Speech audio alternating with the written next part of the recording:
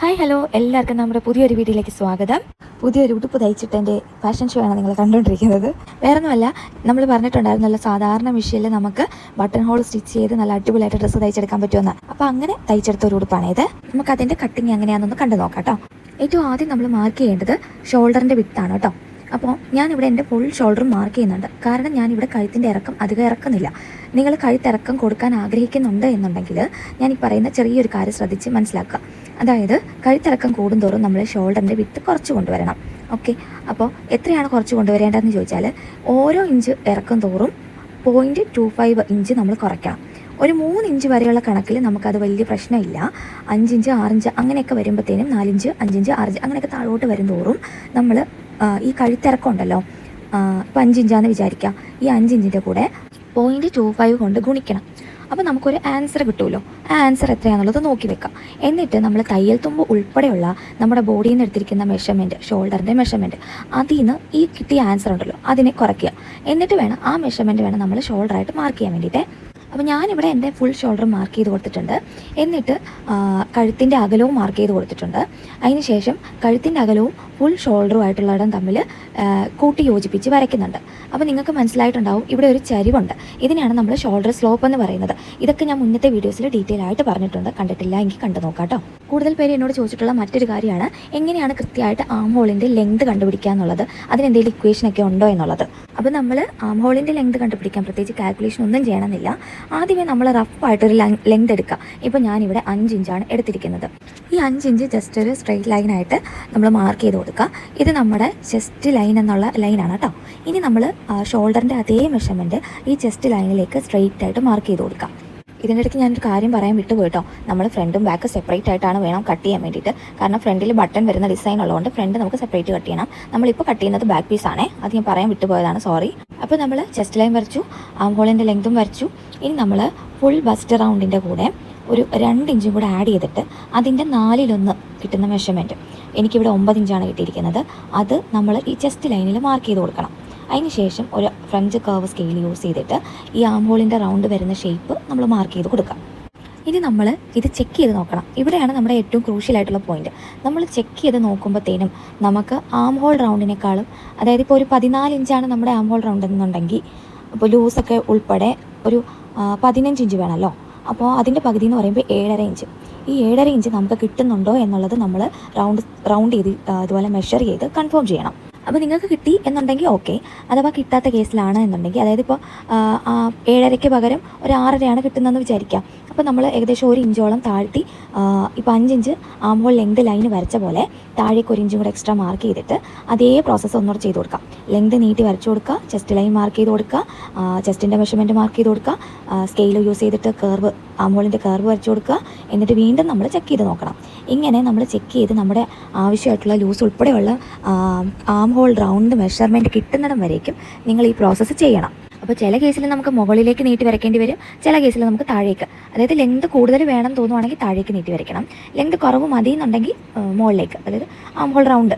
അപ്പോൾ എനിക്ക് full shoulder എടുക്കുന്ന കേസിലെല്ലാം ഈ 6 ഇഞ്ച് മതിയാവും ആം ഹോളിൻ്റെ ഡെപ്ത് ആയിട്ട് കൊടുക്കാൻ വേണ്ടിയിട്ട്. അപ്പോൾ അത് കഴിഞ്ഞ് കഴിഞ്ഞിട്ട് 1.5 ഇഞ്ച് തയ്യൽ തുമ്പായിട്ട് ഞാൻ എക്സ്ട്രാ മാർജിൻ കൊടുക്കുന്നുണ്ട്. അപ്പോൾ ഞാനിവിടെ കഴുത്തിൻ്റെ അകലമായിട്ട് കൊടുത്തിരിക്കുന്നതെന്ന് പറഞ്ഞാൽ 3 ഇഞ്ചാണ് കേട്ടോ. അപ്പോൾ നമ്മൾ കട്ട് ചെയ്യുന്നുണ്ട് എങ്കിൽ ഒരു 2.25 ഇഞ്ചിൽ വേണം നമ്മൾ കട്ട് ചെയ്ത് മാറ്റാൻ വേണ്ടിയിട്ട്. കഴുത്ത് മടക്കി അടിക്കാൻ വേണ്ടിയിട്ട് 1/4 ഇഞ്ച് ആവശ്യമായിട്ടുണ്ട്. അപ്പം ക്യാൻവാസ് ഒക്കെ യൂസ് ചെയ്ത് കട്ട് ചെയ്യുന്ന സമയത്ത് നമുക്ക് ക്ലോത്തിൽ ഡയറക്റ്റ് കട്ട് ചെയ്യണമെന്നില്ല, ക്യാൻവാസിൽ കട്ട് ചെയ്തിട്ട് സ്റ്റിച്ച് ചെയ്താൽ മതിയാവും. അപ്പോൾ ഞാൻ കൂടിപ്പോയ ബാക്കിൽ ഒരു മാക്സിമം 1 ഇഞ്ച് ഡെപ്താണ് കുറയ്ക്കാൻ ഉദ്ദേശിക്കുന്നത്. ഫ്രണ്ടിൽ ഒരു 3-3.5 ആ ഒരു റേഞ്ചുമാണ് ഉദ്ദേശിക്കുന്നത്. അപ്പോൾ നമ്മൾ മാർക്ക് ചെയ്യുമ്പോൾ ഇതേപോലെ സ്ക്വയറൊക്കെ ആക്കി മാർക്ക് ചെയ്ത് റൗണ്ടാണ് എന്താണോ നമ്മൾ ഷേപ്പ് ഉദ്ദേശിക്കുന്നത് അത് ആ സ്ക്വയറിനുള്ളിൽ വരുന്ന പോലെ ഒന്ന് മാർക്ക് ചെയ്തെടുക്കുക കേട്ടോ. അപ്പോൾ സ്ക്വയറിനുള്ളിൽ തന്നെ നിൽക്കണമെന്നില്ല, നമ്മുടെ ഷേപ്പ് എന്താണോ നമ്മൾ ആഗ്രഹിക്കുന്നത് അതുപോലെ മാർക്ക് ചെയ്തെടുക്കുക. അപ്പോൾ ഞാനിവിടെ സ്റ്റിച്ച് ചെയ്തിരിക്കുന്ന ഒരു ഫ്രോക്ക് ടൈപ്പിലാണ് സ്റ്റിച്ച് ചെയ്തിരിക്കുന്നത്. അതായത് ഇങ്ങനെ പാർട്ടീഷൻ പോലെ യോക്കിൻ്റെ അവിടം കൊണ്ട് പ്ലേറ്റ് വരുന്ന പോലത്തെ ഒരു ഡ്രസ്സാണ് ചെയ്യുന്നത്. അപ്പോൾ നമുക്ക് ആ പാർട്ടീഷൻ എത്രയാണെന്നുള്ളത് മാർക്ക് ചെയ്ത് കൊടുക്കണം. അപ്പോൾ ഞാനിവിടെ യോക്കിന് വേണ്ടിയിട്ട് 13.5, അതായത് ആ ഷേപ്പിൻ്റെ ഒക്കെ ആ വശം ഉണ്ടല്ലോ അവിടെ വരെയുള്ള ലെങ്ത്, അത് ഞാനിവിടെ 13.5 മാർക്ക് ചെയ്ത് കൊടുക്കുന്നുണ്ട്.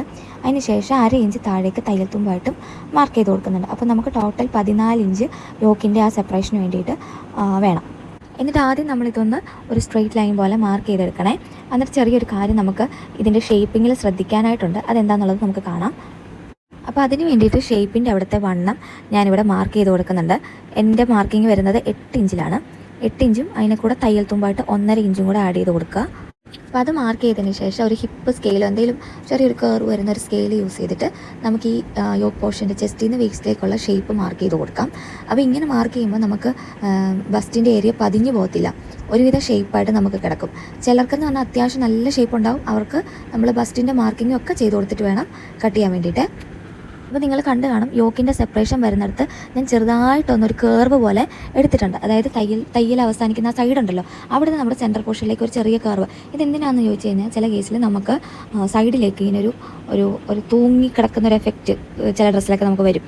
അപ്പോൾ അത് ഒഴിവാക്കാൻ വേണ്ടിയിട്ടാണ് ലൈറ്റായിട്ട്, ഒരുപാടൊന്നുമില്ല, ഒരു 1/2 ഇഞ്ച് ഞാനങ്ങനെ വളച്ച് മാർക്ക് ചെയ്തിട്ടുള്ളൂ. അംബ്രല്ല പോലുള്ള കട്ടിങ്ങൊക്കെയാണ് നമ്മൾ താഴേക്ക് കൊടുക്കുന്നതെന്നുണ്ടെങ്കിൽ, അല്ലെങ്കിൽ എലൈനൊക്കെ പോലത്തേനാണെങ്കിൽ നമ്മൾ ഉറപ്പായിട്ടും ഈ ഒരു സ്റ്റെപ്പ് ചെയ്തിരിക്കണം. പിന്നെ ഇത് കോട്ടൺ മെറ്റീരിയൽ ആയതുകൊണ്ടും ഇതൊരു സ്ട്രെയിറ്റ് ഇത് വരുന്നതുകൊണ്ടും വലിയ പ്രശ്നമില്ല. അതേസമയത്ത് എലൈന് അംബ്രല്ല കട്ടിങ് ഒക്കെ കൊടുക്കുമ്പോൾ ഈ ഒരു സ്റ്റെപ്പ് നമ്മൾ മറക്കാതെ ഫോളോ ചെയ്യണേ. അതല്ല എങ്കിൽ ഇങ്ങനെ തൂങ്ങി നിൽക്കും, രണ്ട് സൈഡിലുമായിട്ട് ഇങ്ങനെ തൂങ്ങി നിൽക്കും. അങ്ങനെ നമ്മൾ ബാക്ക് പോർഷൻ്റെ യോക്കിൻ്റെ ഏരിയ ഒരുവിധം മാർക്ക് ചെയ്ത് കട്ട് ചെയ്തൊക്കെ എടുത്തിട്ടുണ്ട്. ചിലർക്കെങ്കിലും വീഡിയോ ഭയങ്കര സ്ലോ ആയിട്ടൊക്കെ തോന്നുന്നുണ്ടാവുമായിരിക്കും. അത് അത്യാവശ്യം നിങ്ങൾക്ക് സ്റ്റിച്ചിങ് അറിയാം എന്നുള്ളതുകൊണ്ടാണ് കേട്ടോ അങ്ങനെ തോന്നുന്നത്. അതേസമയത്ത് ബിഗിനേഴ്സിനാണെങ്കിൽ നിങ്ങൾക്ക് അത്യാവശ്യം ചെറിയ പോയിൻറ്റും ഒക്കെ അറിയണം എന്ന് ആഗ്രഹമുള്ളവർക്കാണെങ്കിൽ ഉറപ്പായിട്ടും കണ്ടിരിക്കാൻ പറ്റുമെന്നാണ് എൻ്റെ ഒരു വിശ്വാസം. നിങ്ങൾ എന്തായാലും ഒന്ന് കമൻറ്റ് ചെയ്ത് പറയണം കേട്ടോ.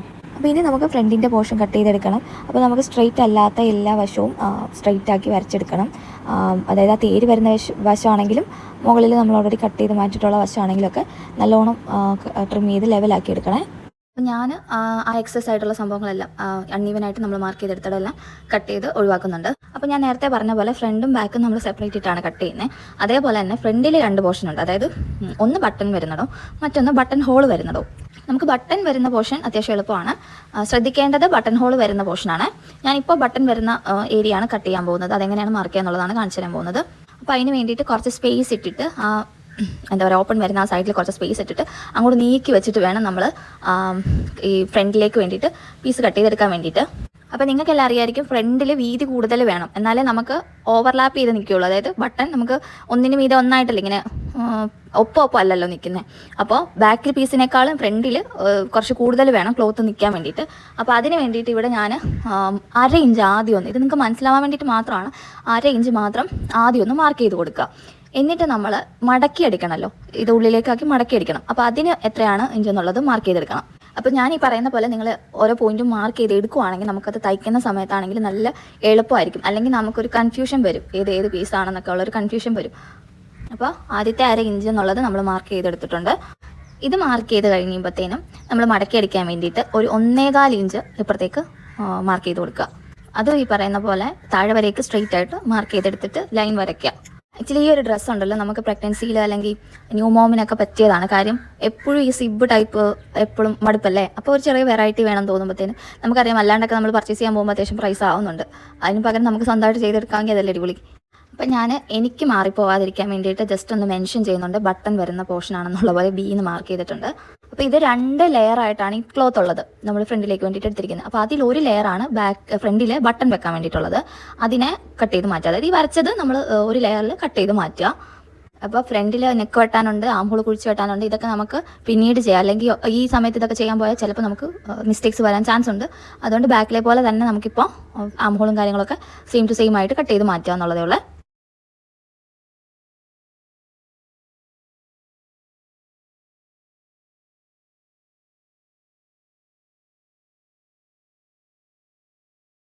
നമ്മളിപ്പോൾ ബട്ടൺ വെക്കുന്ന ഏരിയ മാത്രമേ കട്ട് ചെയ്ത് വെച്ചിട്ടുള്ളല്ലോ. ഇനി നമുക്ക് ബട്ടൺ ഹോൾ വെക്കുന്ന ആ പോർഷൻ കട്ട് ചെയ്തെടുക്കണം. അപ്പോൾ മുന്നേ ചെയ്ത പോലെ തന്നെ ബാക്ക് പീസ് ഒരേപോലെ വെച്ച് കൊടുക്കുക, സ്പേസ് ഇതുപോലെ മെയിൻറ്റെയിൻ ചെയ്തിട്ട് വെച്ച് കൊടുക്കുക. അപ്പോൾ ബട്ടൺ ഹോൾ വരുന്ന ആ പോർഷനിലേക്ക് വേണ്ടിയിട്ട് നമുക്ക് എക്സ്ട്രാ, അതായത് ബാക്കിനേക്കാൾ എക്സ്ട്രാ ആയിട്ട് ഒരു 1.25 ഇഞ്ച് സ്പേസ് ഇട്ടിട്ട് ആദ്യം അതൊരു ലൈനാക്കി മാർക്ക് ചെയ്യുക.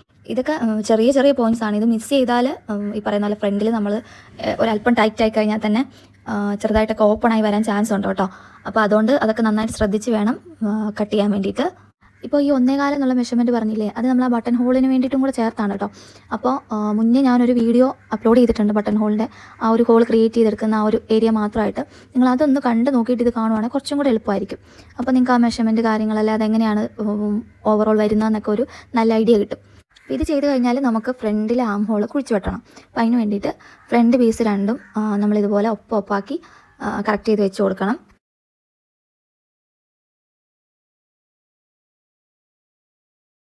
എന്നിട്ട് ഇവിടെ നമ്മൾ ഷോൾഡറിൻ്റെ അര ഇഞ്ച് മാർക്കിംഗ് ഉണ്ടല്ലോ, അതൊന്ന് ജസ്റ്റ് മാർക്ക് ചെയ്ത് കൊടുത്തിട്ട് ആം ഹോൾ ലെങ്തിൻ്റെ പകുതി, എൻ്റെ ആം ഹോൾ ലെങ്ത് എന്ന് പറയുന്നത് 6 ആയിരുന്നു, അതിൻ്റെ പകുതി എന്ന് പറയുമ്പോൾ 3 ഇഞ്ച്, ആ 3 ഇഞ്ചിൻ്റെ അവിടെ ഞാനൊരു 3/4 ഇഞ്ച് ഉള്ളിലേക്കാക്കി മാർക്ക് ചെയ്തിട്ടുണ്ട്. എന്നിട്ട് നമ്മൾ സ്കെയിലുണ്ടല്ലോ അത് ഇതുപോലെ ചെരിച്ച് വെക്കണം. അതായത് ഷോൾഡറിൻ്റെ സ്റ്റാർട്ടിങ് ടച്ച് ചെയ്ത് ഇപ്പോൾ നമ്മൾ ആ 3/4 ഇഞ്ച് മാറ്റിയിടത്തേക്ക് ടച്ച് ചെയ്ത് സ്കെയിൽ സ്ട്രൈറ്റ് ആയിട്ട് വെച്ച് കൊടുക്കുക. അപ്പോൾ ഒരു ചെരിഞ്ഞ ലൈനായിരിക്കും കിട്ടുക. അതും ആം ഹോളിൻ്റെ ആ ചെസ്റ്റിൻ്റെ ലൈനും സ്ട്രൈറ്റ് ആക്കി വരച്ച് കൊടുത്തിട്ട് കർവ് സ്കെയിൽ യൂസ് ചെയ്ത് നമ്മൾ ആ ഷേപ്പ് കുഴിച്ച് വെട്ടുന്ന ഷേപ്പ് എടുക്കുക. അത് കഴിഞ്ഞിട്ട് നമ്മൾ അതിനെ അങ്ങ് കട്ട് ചെയ്ത് ലെവലാക്കി എടുക്കുക. എല്ലാവർക്കും ഈ 3/4 ഇഞ്ചാണോ കുഴിച്ച് വെട്ടേണ്ടതെന്ന് ചോദിച്ചാൽ അത് വേരിയേഷൻസ് ഉണ്ടാവും. ചിലർക്ക് 1 ഇഞ്ച് വരെയും പോകും, ചിലർക്കത് അര ഇഞ്ച് 1/4 ഇഞ്ചൊക്കെ ആയിരിക്കും വരുന്നത്. ഇതങ്ങനെ കണ്ടുപിടിക്കാമെന്ന് വെച്ചാൽ നമ്മൾ അതിന് വേണ്ടിയിട്ട് യൂസ് ചെയ്യുന്ന ഒരു ടേമാണ് അക്രോസ് ഫ്രണ്ട് എന്നുള്ള മെഷർമെൻറ്റ്. ഇതിനെക്കുറിച്ച് ഞാൻ ഓൾറെഡി ഡീറ്റെയിൽ ആയിട്ട് വീഡിയോ പറഞ്ഞിട്ടുണ്ട്. വേറൊന്നും അല്ല, നമ്മുടെ അപ്പർ ചെസ്റ്റിൻ്റെ മുകളിലായിട്ടായിരിക്കും ആം ഹോളിൻ്റെ പകുതിക്ക് വന്ന് നിൽക്കുന്നത്. ഫുൾ ഷോൾഡർ കൊടുക്കുന്ന കേസിലെല്ലാം നമ്മൾ വൃത്തിക്ക് കുഴിച്ച് വെട്ടിയില്ല എന്നുണ്ടെങ്കിൽ ചുളുക്കം വരും. ചുളുക്കം എന്ന് പറഞ്ഞാൽ എക്സ്ട്രാ തുണി പോലെ ഇങ്ങനെ നിൽക്കും. ഇത് ഒഴിവാക്കാൻ വേണ്ടി കൃത്യമായിട്ട് നമ്മൾ കുഴിച്ച് വെട്ടണം. അങ്ങനെ കുഴിച്ച് വെട്ടാൻ വേണ്ടിയിട്ടാണ് ആ മെഷർമെൻറ്റ് എടുക്കുന്നത്. ഒരു ആം ഹോളിൻ്റെ പകുതി നിൽക്കുന്നിടത്തു നിന്നിട്ട് മറ്റേ സൈഡ് വരയ്ക്കുള്ള മെഷർമെൻറ്റ് വേണം അതിൻ്റെ പകുതി. അതാണ് നമ്മൾ കണ്ടുപിടിക്കേണ്ടത്. അപ്പോൾ അത് ഓൾറെഡി ഞാൻ വീഡിയോ ചെയ്തിട്ടുണ്ട്. എന്തെങ്കിലും കൺഫ്യൂഷൻ ഇനി ഉണ്ടെങ്കിൽ നിങ്ങൾ അതൊന്ന് കണ്ടിട്ട് ആ വീഡിയോയിലൊന്ന് കമൻറ്റ് ചെയ്താൽ മതി, ഞാൻ പറഞ്ഞുതരാം. പിന്നെ നമുക്ക് വേണ്ടി ഒരു പീസ് ഉണ്ട്, അതായത് 2 ഇഞ്ച് വീതിയിൽ നമുക്ക് എവിടം വരെയാണോ ബട്ടൺ വേണ്ടത് അവിടം വരേക്കുള്ള നീളത്തിൽ 2 ഇഞ്ച് വരുന്ന പോലെ ഒരു പീസ് കട്ട് ചെയ്തെടുക്കണം. അത് ഞാൻ നല്ല ക്ലോത്തിൽ തന്നെ ആയിരിക്കും കട്ട് ചെയ്യുന്നത്, അതുകൊണ്ടാണ് ഞാൻ ലൈനിങ് ഒഴിവാക്കിയത്. ഇനി നമുക്ക് സ്ലീവ് കട്ട് ചെയ്യുന്നത് കാണാം. ഈ കയ്യിൽ ഇങ്ങനെ ഗ്യാദേഴ്സ് വരുന്ന പോലെ എലാസ്റ്റിക് ഗ്യാദർ കൊടുക്കാനാണ് ഞാൻ ഉദ്ദേശിക്കുന്നത്. അപ്പോൾ ആവശ്യമായിട്ടുള്ള ലെങ്തിലും വിഡ്ത്തിലും നമ്മൾ ക്ലോത്ത് എടുത്ത് വെച്ചിട്ട് 4 ആക്കി മടക്കി വെച്ചേക്കാം. എന്നിട്ട് താഴെ വശം മടക്കി അടിക്കാൻ വേണ്ടിയിട്ട് ആദ്യം ഒരു ഇഞ്ച് മാർക്ക് ചെയ്ത് കൊടുക്കുക. എന്നിട്ട് നിങ്ങൾക്ക് എത്രയാണോ ലെങ്ത് വേണ്ടത് അതിനെ കൂടെ അര ഇഞ്ച് തയ്യൽ തുമ്പും ചേർത്തിട്ട് ലെങ്തിൽ എടുത്തേക്കുക. ഇനി നമുക്ക് വേണ്ടത് ആം ഹോളിൻ്റെ ക്യാപ്പ് ഹൈറ്റും അതിൻ്റെ വിട്ടുമാണ്.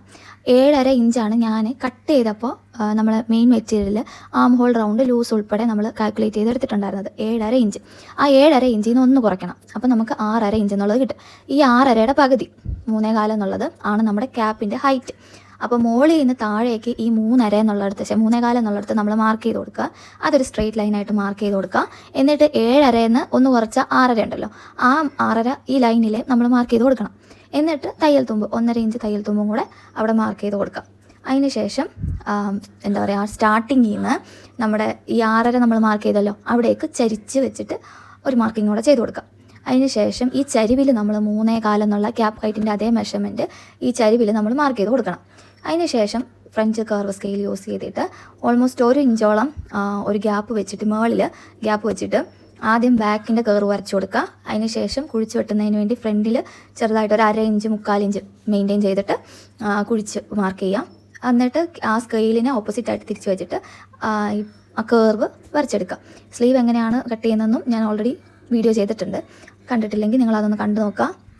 എന്നിട്ട് ഞാൻ പറഞ്ഞില്ല, ഞാൻ താഴെ ഇങ്ങനെ ഗ്യാദേഴ്സ് പോലെ കൊടുക്കുന്നത്. അപ്പോൾ മുകളിലുള്ള അതേ മെഷർമെൻ്റ് ആണ് കേട്ടോ ഞാൻ താഴേക്ക് മാർക്ക് ചെയ്ത് കൊടുക്കുന്നത്. അല്ലെങ്കിൽ കുറച്ചും കൂടെ വീതി കിട്ടാൻ വേണ്ടിയിട്ട് അങ്ങനെ ചരിച്ച് മാർക്ക് ചെയ്യുന്നുണ്ട്.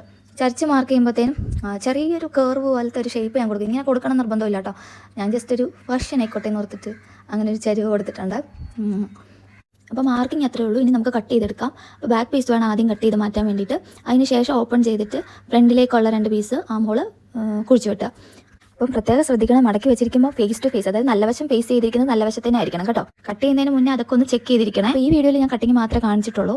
രണ്ടും കൂടെ ആയി കഴിയുമ്പോൾ ഒന്നാമത് ഭയങ്കര ലെങ്ത് ആവും, പിന്നെ നിങ്ങൾക്ക് ചിലപ്പോൾ മനസ്സിലാക്കാൻ ചെറിയ ബുദ്ധിമുട്ടും ആയേക്കാം. അതുകൊണ്ടാണ് ഞാൻ സ്പ്ലിറ്റ് ചെയ്തിരുന്നത്. അപ്പോൾ അടുത്ത വീഡിയോയിൽ നമുക്ക് സ്റ്റിച്ചിങ്ങുമായിട്ട് കാണാം. അതായിരിക്കും ടാറ്റാ.